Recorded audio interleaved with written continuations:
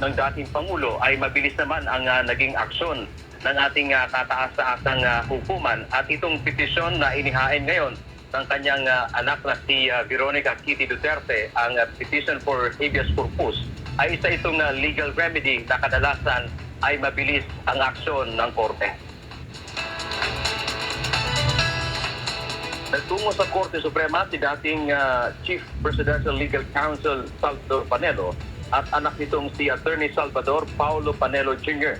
Sila ang tumatayong mga abogado ni Veronica Kitty Duterte sa inihain itong petition for habeas corpus. Kasunod ito ng pag-aresto kahapon sa kanyang ama na si dating Pangulong Rodrigo Duterte sa bisa ng ICC arrest warrant. Ayon kay Attorney Salvador Panelo Jr., hindi pwedeng batayan ang ICC warrant upang idetine ang dating presidente dahil wala na itong jurisdiksyon sa Pilipinas.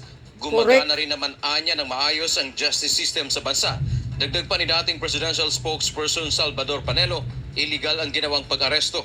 Hiling ni Kitty Duterte na atasan ng Supreme Court ang mga respondent tulad din na Executive Secretary Lucas Bersamin, Justice Secretary Crispin Rimulya, PNP Chief General Romel Francisco Marbil at CIDG Chief Nicolas Torre III na agad ilitaw o dalhin ang kanyang ama sa Korte Suprema. Illegal kasi umano ang pagdetine at hindi sinunod ang proseso.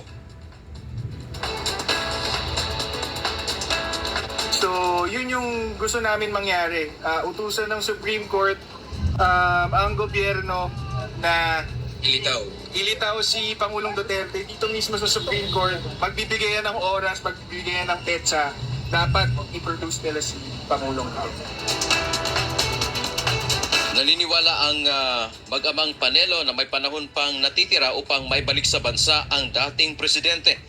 Nasa kustudiya pa kasi anya ng Philippine government ang eroplano na sinakyan ng dating punong ehekutibo.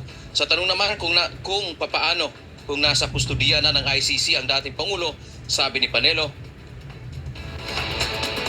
problema na ng gobyerno yun sapagkat sila ang gumawa ng illegal na akto. I-correct nila. Ella, kabilang nga sa kinukwestiyon nitong mga abogado ni Kitty Duterte ay yung mabilis na pagkuha, kumbaga, kay dating Pangulo. Binigay naman ng Philippine government ayon pa kay Attorney Salvador Panelo, dating presidential spokesperson, kahit na yung isang bansa kapag mayroon ng extradition treaty, mayroon ng kasunduan, kapag mayroon kang kukunin na isang individual sa kanilang bansa, ay hindi ganun kabilis eh. So, kumbaga, dadaan ka pa sa kanilang korte, mayroon pa karapatan yung akusado na gamitin ang lahat ng mga remedyo para sagutin yung reklamo laban sa kanya. Ang sinasabi dito ng mag-amang Panelo, ang ginawa kasi dito kay dating Pangulong Rodrigo Duterte ay madaling araw daw natanggap yung arrest warrant, kumbaga at Interpol red notice. Subalit kinagabihan ay agad nang dinala sa The Hague, Netherlands, yung dating presidente. So ang sinasabi nila dito, Ella, bakit ganun naging mabilis, bakit hindi man lang binigyan ng karampatang due process ang dating presidente. Yan ang ating update mula dito